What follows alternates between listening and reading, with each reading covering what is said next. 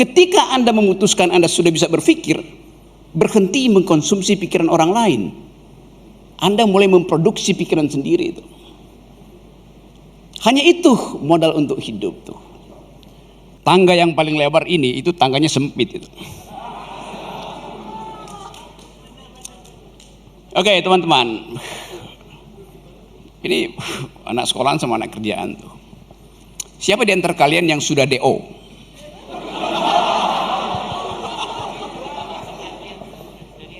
Kenapa takut ngaku? Malu.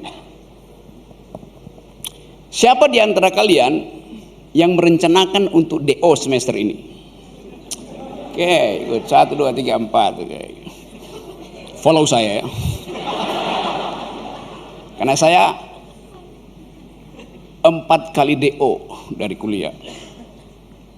Saya mendeokan fakultas saya, bukan saya yang dideokan. Karena saya merasa saya udah bisa berpikir. Itu intinya berpikir. Ketika Anda memutuskan Anda sudah bisa berpikir, berhenti mengkonsumsi pikiran orang lain. Anda mulai memproduksi pikiran sendiri itu. Hanya itu modal untuk hidup tuh. Dan modal itu akan kita pakai kemanapun kita pergi itu. Tadi saya duduk di belakang, panitia datang. Panitia tanya, "Pak Rocky udah makan?" Saya bilang, "Saya belum makan." Lalu kata panitia, "Mari kita turun ke lantai dulu, kita makan dulu." Dia pakai asumsi kalau saya bilang saya belum makan, saya lapar.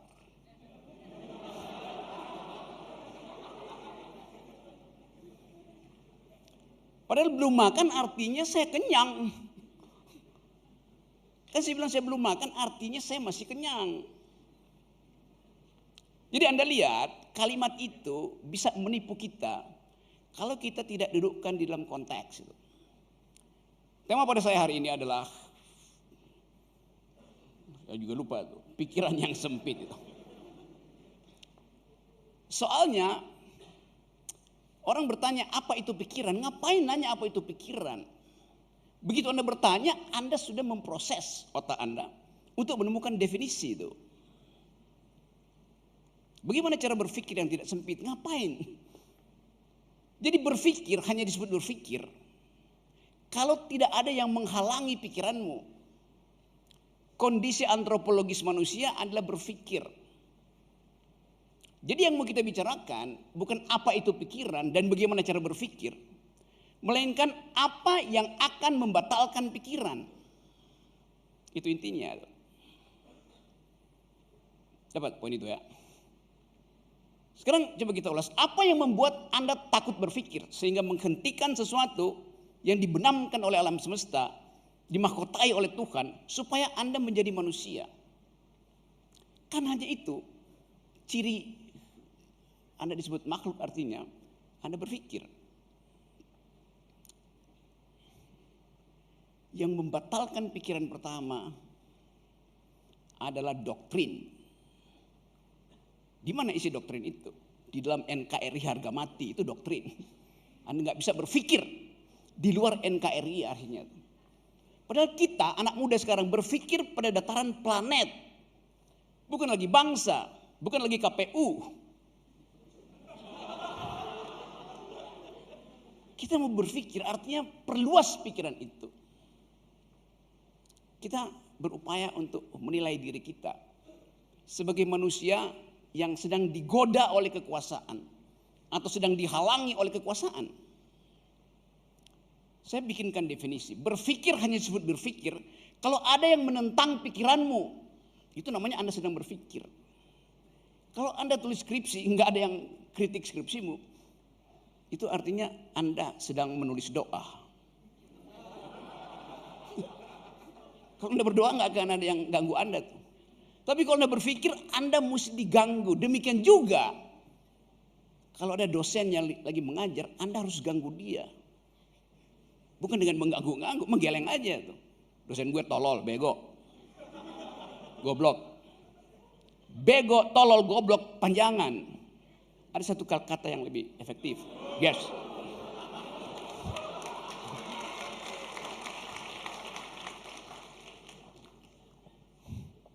Jadi hidup itu adalah berpikir dan mengundang orang untuk mengganggu pikiranmu. Ada seseorang di negeri ini yang sudah 9 tahun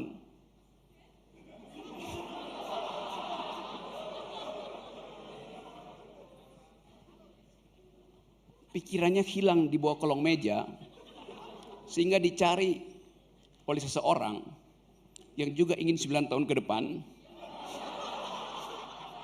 melanjutkan si orang pertama.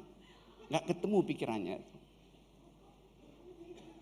Kita kehilangan suasana berpikir. Itu yang menyebabkan kita cemas dengan masa depan itu.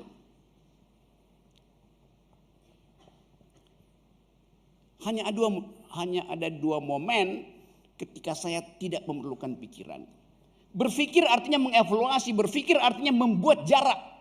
Supaya ada dialektika, supaya ada percakapan, supaya ada duel argumen. Tapi dalam dua momentum, saya tidak memerlukan pikiran. Yaitu ketika saya lagi naik gunung. Ketika saya ada di gunung es, ketinggian 6.500 di Himalaya, saya nggak memerlukan pikiran. Karena saya mau menikmati sesuatu yang tidak pernah saya pikirkan.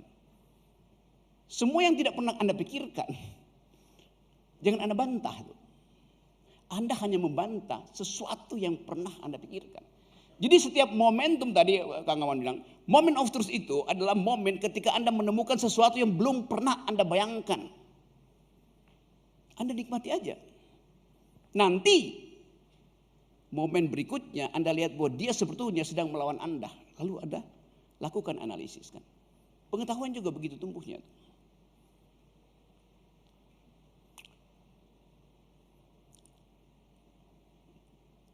Kalau Anda naik gunung, di gunung es misalnya minus 20, kecepatan angin 90, Anda tidak perlu berpikir, Anda nikmati aja. Sebab Anda tidak mungkin untuk mengevaluasi keadaan di dalam situasi yang betul-betul eksistensial. Anda salah melangkah, Anda jatuh ke jurang, 3.000 meter jurangnya. Kalau Anda ada di Himalaya. Jadi nikmati aja tuh, biarkan insting Anda bekerja tuh. Tentu Anda punya peralatan altimeter, barometer segala macam. Tapi itu hanya peralatan. Kenikmatan Anda adalah mengalami secara eksistensial kebebasan Anda. Dan Anda hitung kalaupun Anda tewas karena suhu dingin, itu kebahagiaan Anda. Dasarnya itu. Jangan ada jarak dengan pengalaman otentik Anda. Jangan ada jarak. Tadi sebelumnya temanya apa?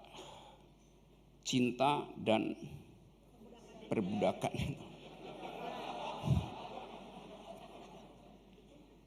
Relasi cinta itu memang relasi perbudakan. Tidak ada cinta subjek dengan subjek, artinya Anda berkelahi. Seseorang harus jadi objek dalam beberapa detik supaya pasanganmu bisa jadi subjek. Jadi yang terangkan sama si Raditya semua itu dungu, salah.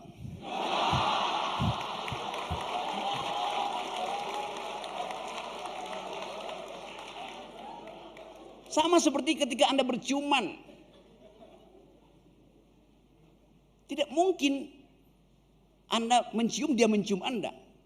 Gak ada nikmatnya. Mesti seseorang pasif, yang satu aktif, gantian gitu namanya berciuman. Masa berebut congor.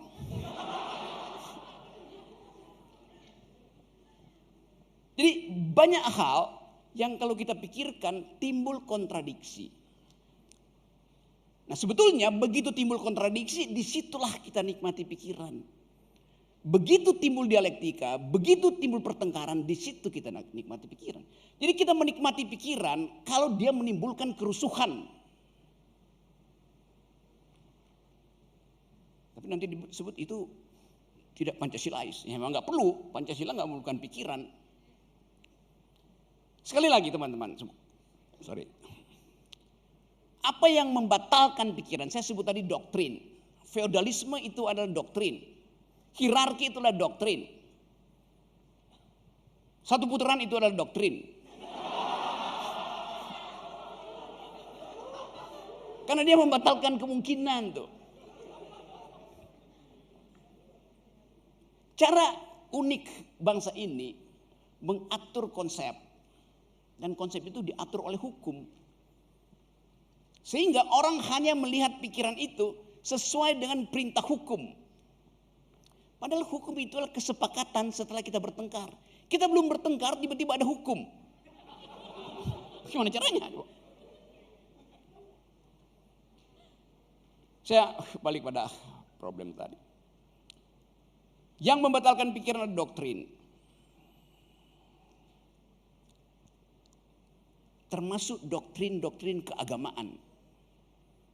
Dia membatalkan pikiran. Karena hanya ada satu fungsi, yaitu kejar kebenaran. Padahal pikiran dirancang untuk membatalkan kebenaran. Tadi saya masih sampai di sini lihat Maya Hasan kasih ceramah itu.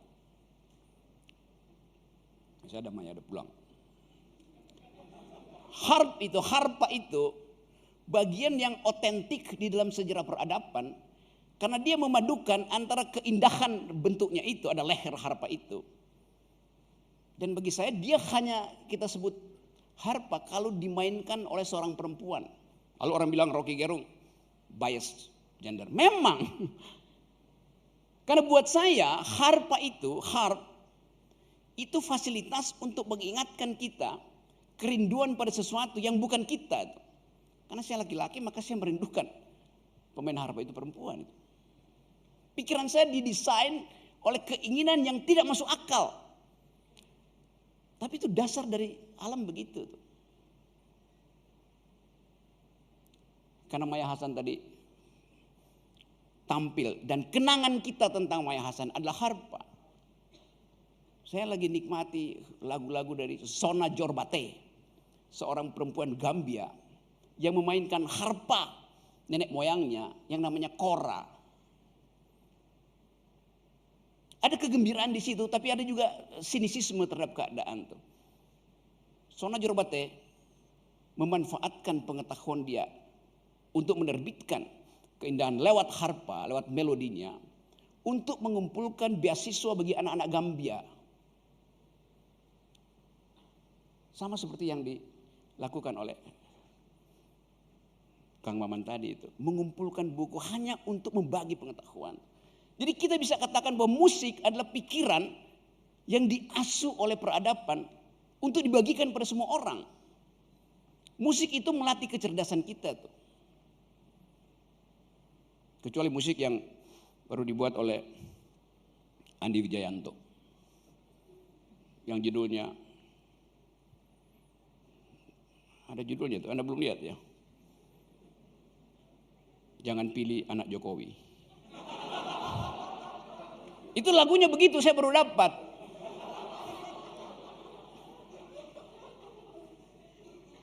Salam 3 jari, jangan pilih anak Jokowi. Ada pasti Anda udah dapat di TikTok itu. Saya mau terangkan bahwa lagu itu, musik itu datang dari kecerdasan dan kecerdikan. Pada musik ada partitur, isinya kecerdasan. Pada musik ada satire, isinya kecerdikan. Kecerdikan dari Andi Wijayanto. Saya sebutnya namanya supaya Anda nggak usah kaget nanti. Kan ini forum untuk mengevaluasi pikiran kita.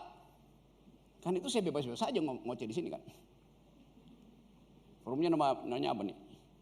Muda berdaya, tua cawe-cawe.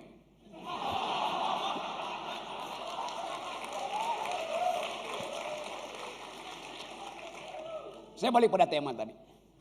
Saya terangkan tadi bahwa yang mesti kita pikirkan apa yang membatalkan pikiran, apa yang menghalangi pikiran. Bukan definisi tentang pikiran.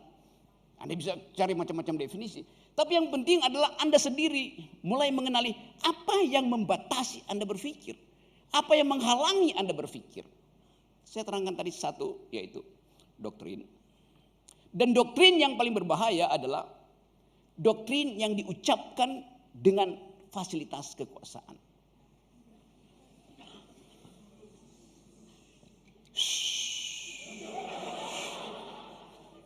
Kayak bunyi kereta cepat, bus, bus.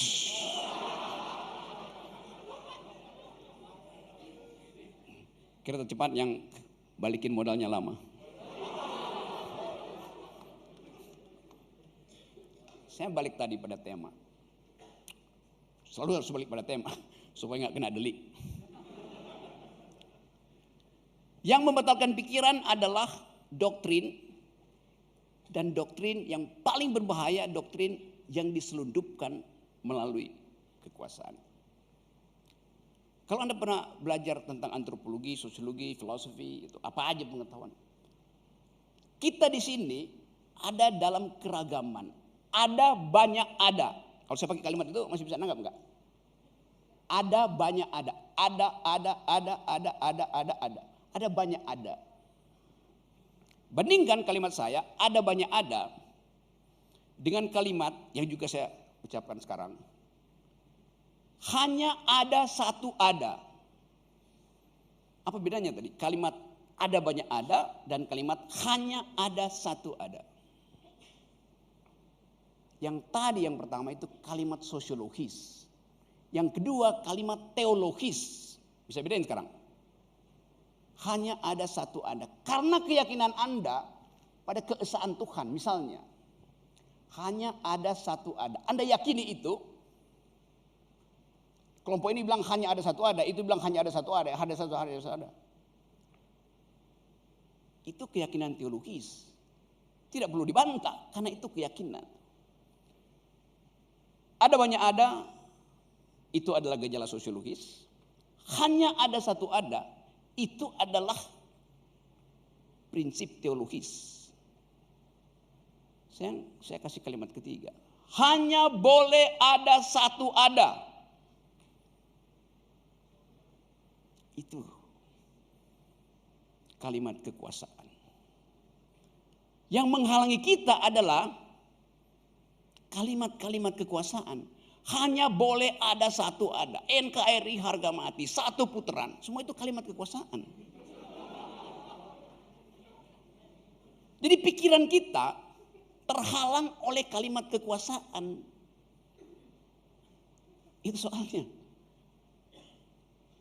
Bagaimana cara kita berupaya untuk menentang monopoli kebenaran melalui versi hanya boleh ada satu ada. Kita bisa terangkan itu dengan menganulir di dalam pikiran. Namanya proses nihilisasi. Menihilkan.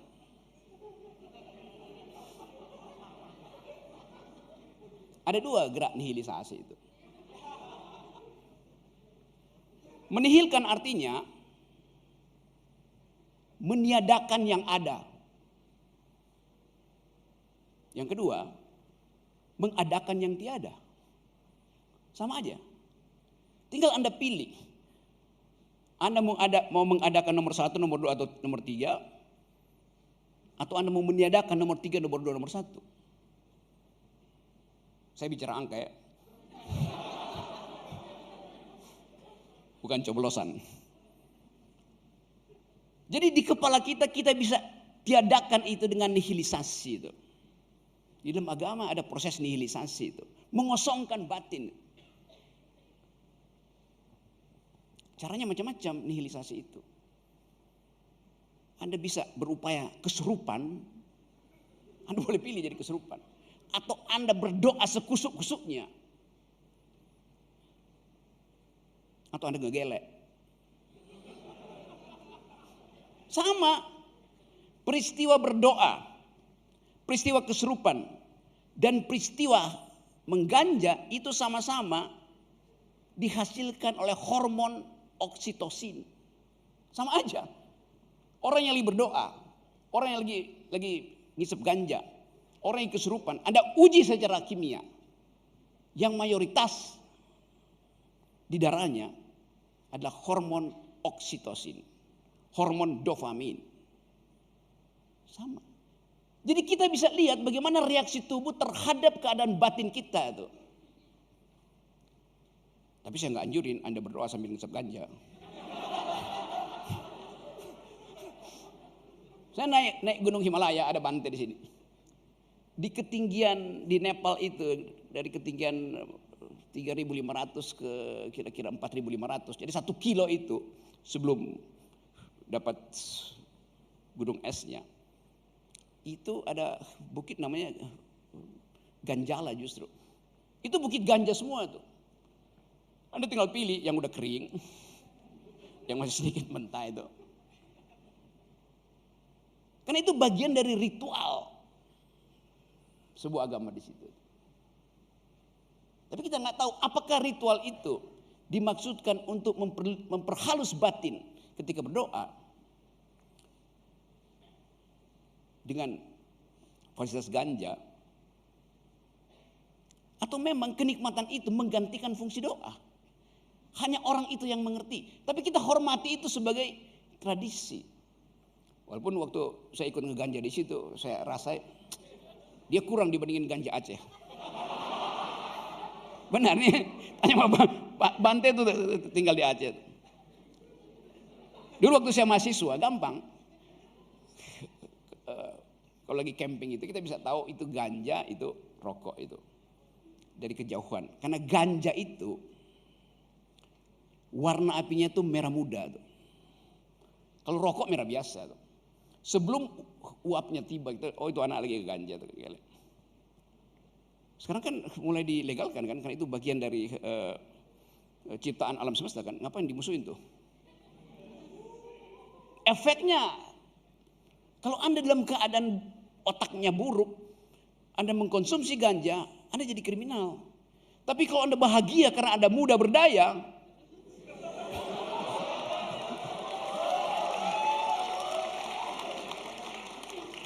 lanjutkan kalimatnya. Jadi sekali lagi, ada sebuah generasi yang dijatuhkan dari langit hari ini, yang tidak mau kemana-mana, karena kiri kanan penuh dengan ranjau. Durasi 3 menit lagi tuh. Udah kayak debat KPU. Tulisannya itu. Ini generasi yang memilih untuk hibernasi.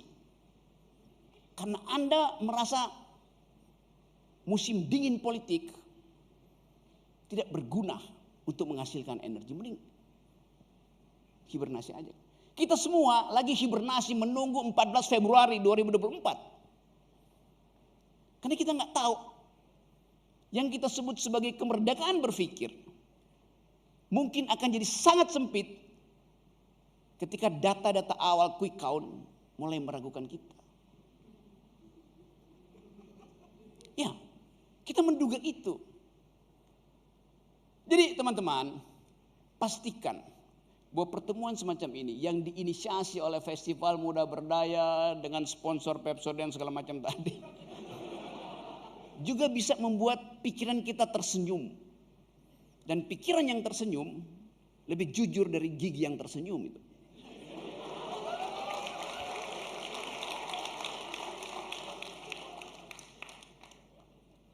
Oke, teman-teman, saatnya kita memutuskan bahwa kita didesain oleh alam semesta untuk melebarkan pikiran.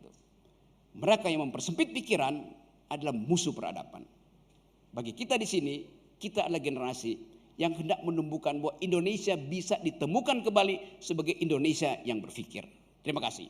Saya Rocky Gerung, mari menjadi anak muda yang berdaya sejak muda. Terima kasih.